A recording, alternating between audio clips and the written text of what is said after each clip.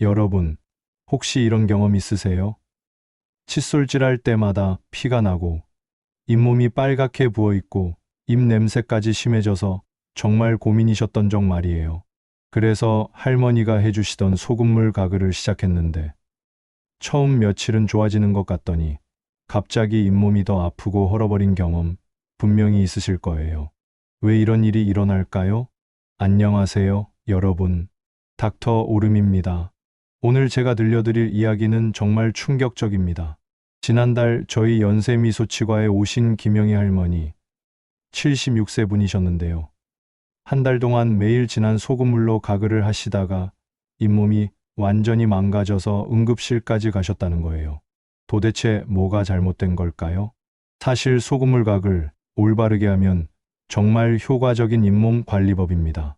하지만 95%의 사람들이 잘못된 방법으로 하고 있다는 사실 알고 계셨나요? 특히 농도를 잘못 맞추면 오히려 잇몸을 더 심각하게 손상시킬 수 있어요. 오늘 이 영상 끝까지 보시면 여러분은 수십 년간 잘못 알고 있던 소금물 가글의 진실을 알게 되실 겁니다.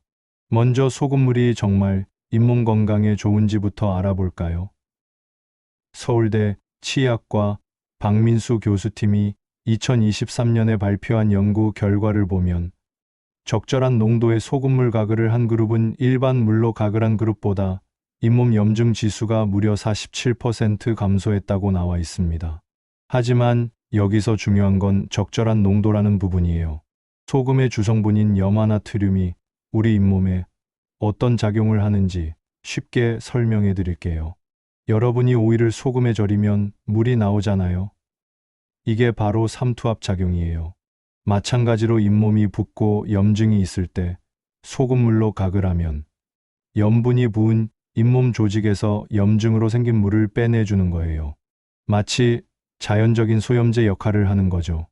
또한 소금물은 강력한 항균 효과도 있어요. 입안에 해로운 세균들은 염분이 높은 환경에서는 생존하기 어려워해요. 그래서 소금물로 가글하면 세균 번식을 억제하고 결국 잇몸 염증을 줄여주는 거예요. 하지만 여기서 함정이 있어요. 농도가 너무 높으면 좋은 세균까지 모두 죽여버려서 오히려 구강 환경을 망가뜨릴 수 있다는 거예요. 실제로 저희 병원에 오신 이정호 씨, 45세 직장인분 사례를 말씀드릴게요. 이분은 잇몸에서 피가 자주 나서 인터넷에서 본 대로 진할수록 좋다는 생각으로 물 한 컵에 소금을 한 큰술씩 넣어서 하루에 5번씩 가글하셨대요. 처음 일주일은 정말 좋아졌다고 하셨어요. 피도 안 나고 잇몸도 덜 아프다고 하면서요. 그런데 2주째부터 잇몸이 하얗게 변하더니 아예 벗겨지기 시작했다는 거예요. 결국 저희 병원에 오셨을 때는 잇몸 표면이 심하게 손상되어 있었어요. 이분 경우가 바로 전형적인 과도한 소금물 가글의 부작용이에요. 너무 진한 소금물은 잇몸 점막을 화상 입히는 것과 같아요. 처음에는 염증이 가라앉는 것처럼 보이지만 계속 사용하면 정상적인 잇몸 조직까지 손상시키는 거예요. 그렇다면 올바른 소금물 가글 농도는 어떻게 될까요? 여기서 중요한 건 0.9% 생리식염수 농도예요. 이게 우리 몸의 체액과 가장 비슷한 농도거든요. 구체적으로 말씀드리면 물 240ml, 그러니까 일반적인 종이컵 한 컵 반 정도의 소금 2.5g을 넣으시면 돼요. 2.5g이 얼마나 되냐면 일반 티스푼으로 3분의 2 정도의 양이에요. 여기서 또 중요한 건 소금의 종류예요. 천일염이나 암염보다는 정제된 가는 소금이나 구운 소금을 사용하시는 게 좋아요. 왜냐하면 천일염에는 미네랄이 많이 들어있다고 하지만 동시에 불순물도 많이 들어있거든요. 이런 불순물들이 잇몸에 자극을 줄 수 있어요. 실제로 부산의료원 치주과 김동환 과장님이 2022년에 발표한 논문을 보면 정제염을 사용한 그룹과 천일염을 사용한 그룹을 비교했을 때 정제염 그룹에서 잇몸 개선 효과가 더 좋게 나타났다고 해요. 천일염 그룹에서는 오히려 일부 환자들에게서 잇몸 자극 증상이 나타났다고 하고요. 경남대학교병원 구강내과 최선영 교수님의 연구팀이 60대 이상 어르신 200명을 대상으로 한 연구에서도 흥미로운 결과가 나왔어요. 올바른 농도의 소금물 가글을 하루 2, 3회, 한 번에 30초씩 한 그룹은 12주 후에 잇몸 출혈이 73% 감소했고 잇몸 부종도 61% 줄어들었다고 해요. 반면에 너무 진하게 하거나 너무 자주 한 그룹은 오히려 증상이 악화됐다고 하고요. 여기서 중요한 포인트가 나와요. 하루에 몇 번, 얼마나 오래 해야 하는가예요. 많은 분들이 좋다고 하니까 하루 종일 계속하면 더 좋겠지라고 생각하시는데 이건 정말 위험한 생각이에요. 소금물 가글은 하루에 2, 3회가 적당해요. 한 번에 30초 정도 입안 전체를 골고루 헹궈 주시면 돼요. 왜 30초가 적당한지 설명해 드릴게요. 삼투압 작용이 일어나는데 필요한 최소 시간이 바로 30초거든요. 너무 짧으면 효과가 없고 너무 오래 하면 정상 조직까지 손상시킬 수 있어요. 마치 약을 적정량 먹으면 치료가 되지만 과다 복용하면 독이 되는 것과 같은 원리예요. 그리고 여기서 절대 하시면 안 되는 실수가 있어요. 바로 소금물로 양치질하는 거예요. 저희 세종사랑치과에 오신 박철수 씨, 52세 분이 바로 이런 실수를 하셨어요. 이분은 소금물이 좋다고 해서 칫솔에 소금물을 묻혀서 양치질을 하셨대요. 한 달 정도 하시더니 치아 표면이 거칠거칠해지고 잇몸에서 피가 더 많이 나더라는 거예요. 왜 이런 일이 일어날까요? 소금 알갱이가 마치 사포 같은 역할을 해서 치아 표면을 긁어내고 잇몸도 상처를 내기 때문이에요. 소금물은 반드시 가글, 즉 입안을 헹구는 용도로만 사용해야 해요. 절대 칫솔질에 사용하시면 안 돼요. 또 하나 주의하셔야 할 점이 있어요. 모든 사람이 소금물 가글을 해도 되는 건 아니에요. 특히 고혈압이 있으신 분들은 주의하셔야 해요. 소금물이 입안 점막을 통해서 일부 흡수될 수 있거든요. 물론 양치하고 뱉어내니까 큰 문제는 없지만 고혈압이 심하신 분들은 담당 의사와 상담 후에 하시는 게 좋아요. 실제로 저희 병원에 오신 최순자 할머니 72세 분 사례를 말씀드릴게요. 이분은 고혈압 약을 드시고 계셨는데 잇몸 건강을 위해 소금물 가글을 시작하셨어요. 처음에는 별 문제 없으셨는데 몇 주 후부터 혈압이 조금씩 올라가기 시작했대요. 원인을 찾아보니 소금물 가글 때문이었어요. 농도를 낮추고 횟수를 줄이니까 다시 정상으로 돌아왔다고 하시더라고요.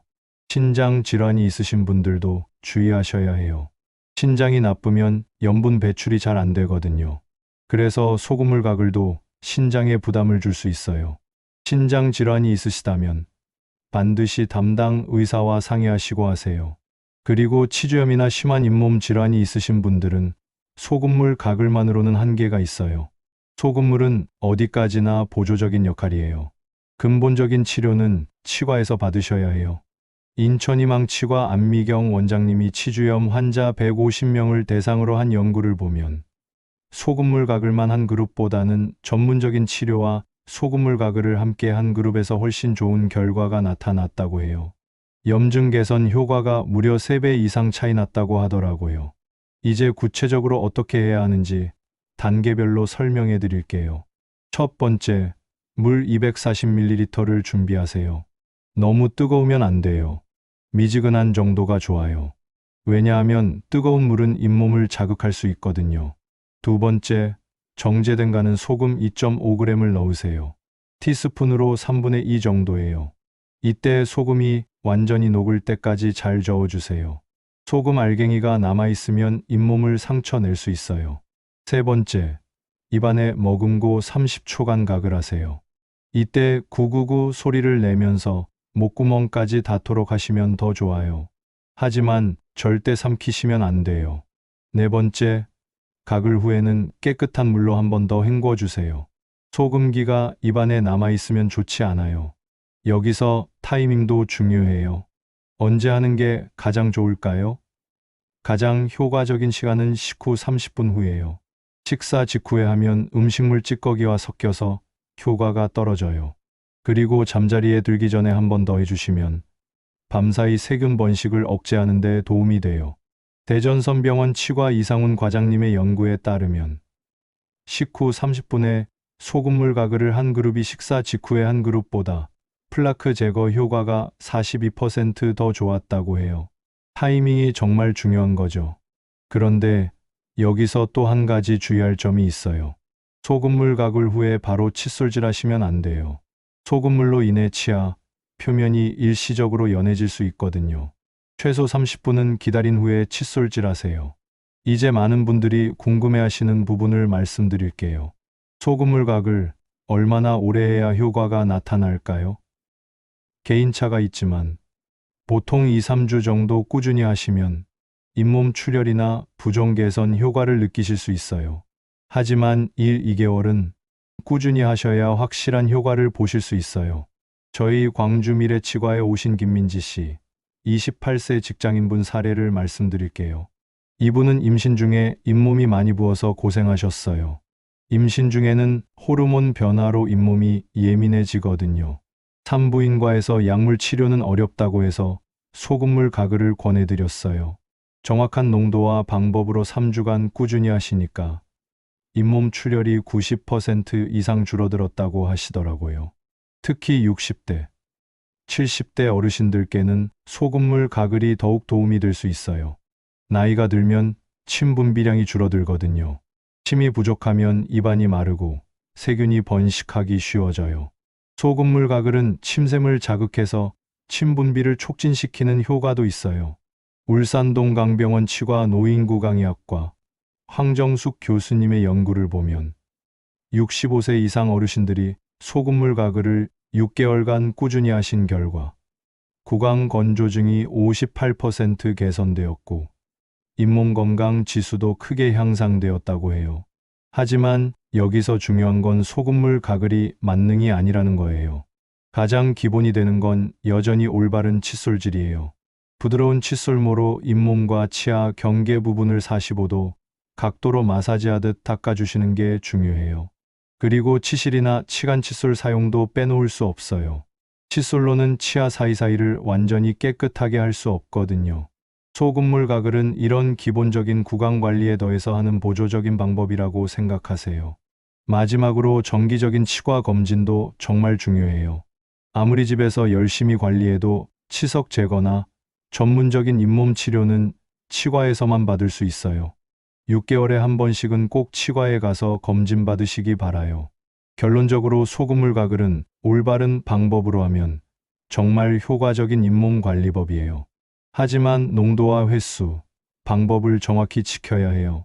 물 240ml에 소금 2.5g, 하루 2, 3회, 한 번에 30초, 그리고 가글용으로만 사용하는 것 잊지 마세요. 오늘 말씀드린 내용들 꼭 기억하시고 건강한 잇몸 관리하시기 바라요. 여러분의 구강 건강이 전신 건강의 시작이라는 점도 잊지 마시고요. 궁금한 점이 있으시면 댓글로 남겨주시고 이 영상이 도움이 되셨다면 좋아요와 구독 버튼 눌러주세요. 다음에도 더 유용한 건강 정보로 찾아뵙겠습니다. 감사합니다.